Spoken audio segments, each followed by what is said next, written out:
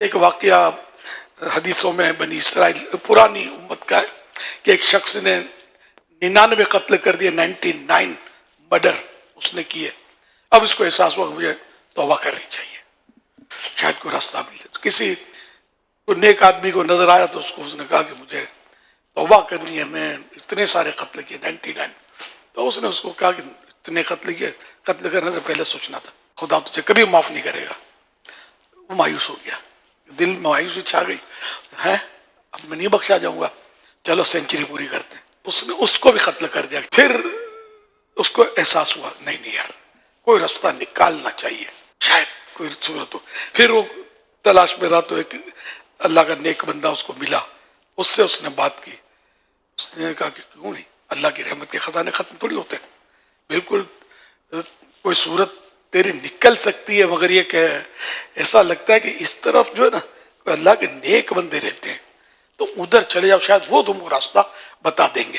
تو یہ اس طرف چلا راستے میں بس وہ پہلے ہماری طرح آج کل کی سفر تو ہے نہیں، دھوپ سردیاں یا جو بھی تھا، اس میں وہ بیمار ہو گیا اور مرنے پڑ گیا.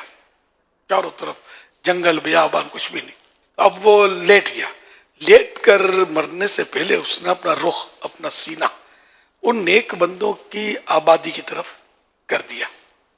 چلا اور کیا کر سکتے، میں پہنچ تو نہیں سکا، یوں کیا اور اس کی روح قبض ہوئی.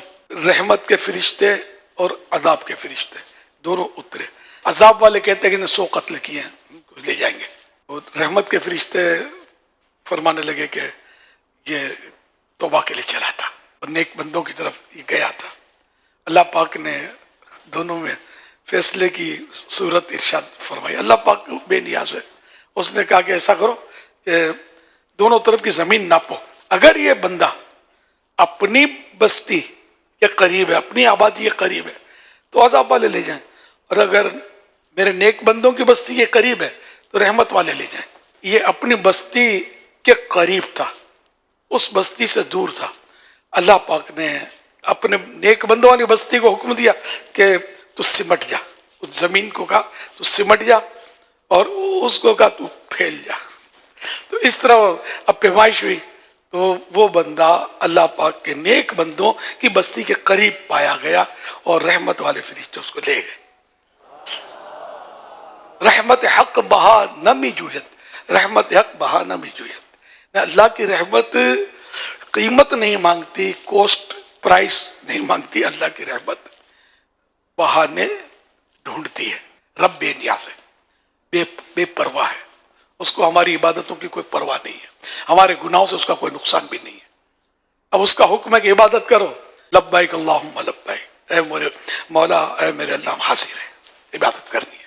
اس نے فرمایا گناہ مت کرو، یا اللہ نہیں کریں گے، تو نے حکم دے دیا گناہ نہیں کرنا. تو ہمیں اللہ پاک کا حکم ماننا ہے، گناہ سے بچنا ہے اور عبادتیں کرنی. یہ نہیں سرکشی نہیں کرنی کہ شاید اللہ بخش دے گا، گناہ کرتے رہو. 100 کا قاتل بخشا گیا تو میں نے تو 100 مچھر بھی نہیں مارے، میں اس سے چھوٹا گناہ گار ہوں، ہی نہیں. یہ بھی نہیں سوچنا ہے کہ کسی چھوٹے گناہ پر بھی رب پکڑ لے، چھوڑانے والا کون ہوگا. ڈرنا ہے اس سے.